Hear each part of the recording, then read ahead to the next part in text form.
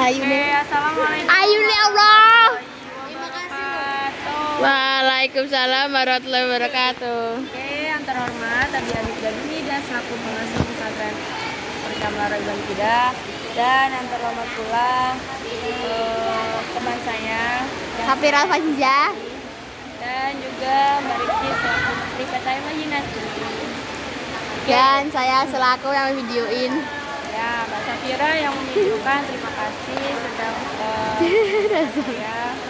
Oke, pertama perkenalkan, nama saya Indu Risma, saya dari kelas 11 Perkamara Ibn Kidah, akan mempresentasikan tentang pelajaran sejarah. Nah, di sini kita akan menjelaskan tentang yang namanya jadi di sini ada bab tentang perlawanan Belanda terhadap Indonesia. Nah, di sini saya akan menjelaskan tentang Perang Jagaraga. Nah, Perang Jagaraga itu dimulai pada tahun 1800, mulanya itu pada tahun 1844. Nah, awalnya kapal Belanda itu terdampar di di pantai Buleleng. Itu kapal Belanda terdampar di sana. Nah, akhirnya mengikuti dengan hukum tawar karang, kapal itu disita. Kapal Belanda itu disita. Nah, kemudian Belanda kan tidak terima kalau kapal itu disita. Akhirnya Belanda pun mengultimatum Bali agar seluruh kerajaan di Bali itu tunduk kepada si Belanda tersebut. Akhirnya ketika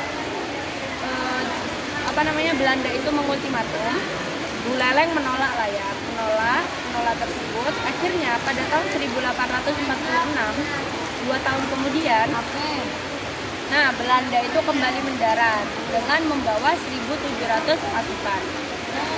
Nah, akhirnya yang di Bali itu bocor.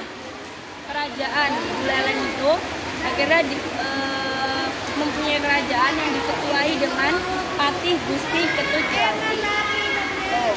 Nah, akhirnya terjadilah pertarungan dan kemudian mulanya Buleleng itu bisa dikalahkan. Akhirnya kan kemudian Buleleng itu kalah. Terus kemudian Belanda tadi itu ditarik ke Jawa. Kira Belanda tadi ditarik ke Jawa. Nah, itu adalah kesempatan untuk Raja Buleleng. Dan kemudian Raja Buleleng itu mengumpulkan semua kerajaan di Bali. Jadi mengumpulkan semua kerajaan di Bali itu jadi satu, yang diketuai dengan Gusti Ketujelanti tadi. Kemudian akhirnya perkumpulan kerajaan Bali itu menyeranglah pos-pos Belanda yang ada di Bali.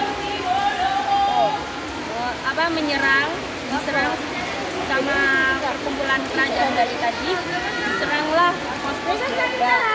Nah, kemudian 2 tahun kemudian pada tahun 1848, nah si Belanda itu mengirimkan lagi ke Buleleng itu dengan jumlah 2.300 pasukan.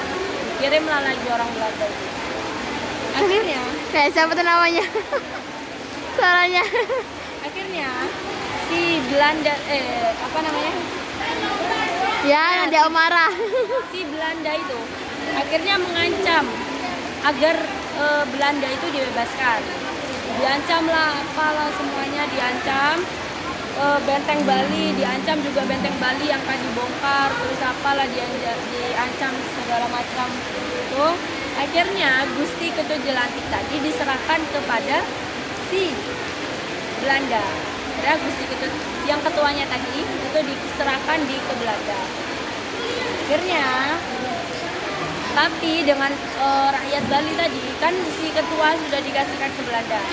Akhirnya tapi si kerajaan Bali itu tidak menghiraukan si Belanda tersebut, tidak menghiraukan tuntutan tersebut. Akhirnya si Belanda itu kewalahan sendiri untuk melawan si Bali. Si Belanda udah kewalahan, nyerang itu udah kewalahan.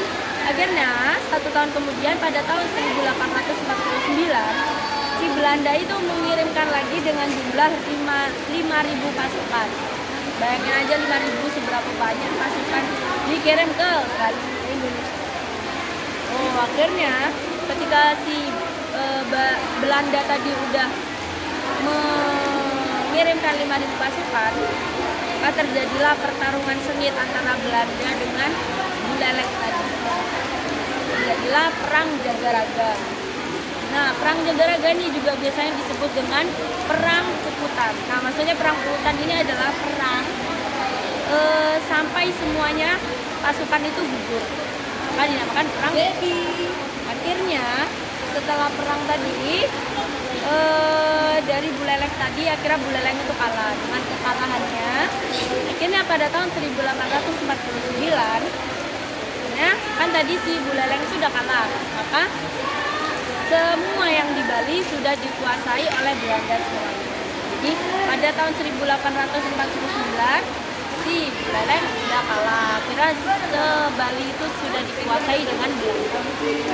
Oke, yang dinamakan dengan